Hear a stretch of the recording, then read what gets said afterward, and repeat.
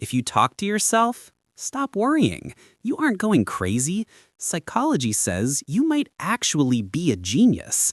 While most people keep their thoughts trapped inside, you are using a cognitive tool called external processing. Think of it like this.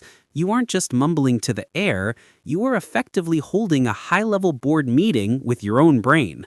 Your internal thoughts? They're like a crowded subway station during rush hour, but the moment you speak them out loud, you create order from chaos. You're literally upgrading from dial-up internet to fiber optic speed.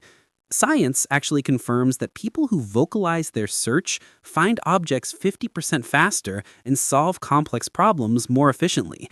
It turns your voice into a targeting system for your mind. But here's what's even more fascinating. When you talk to yourself, you activate multiple brain regions simultaneously. The speech center, the auditory cortex, and the problem-solving prefrontal cortex all fire together. You're not just thinking anymore, you're creating a neural symphony.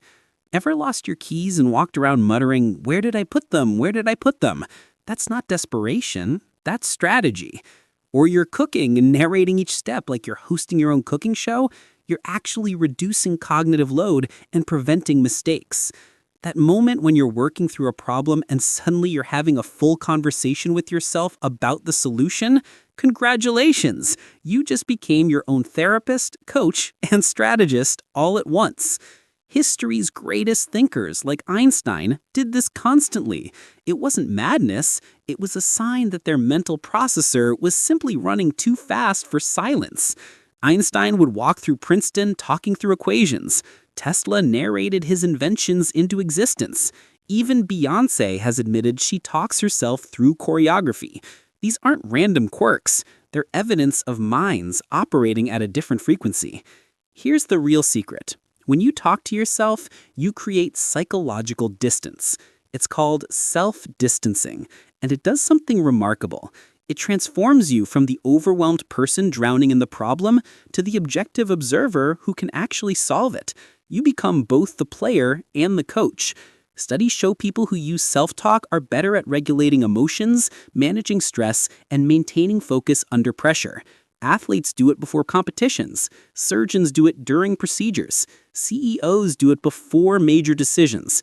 So the next time someone catches you mid-conversation with yourself and gives you that look, remember this: they're hearing noise. You're running a cognitive masterclass.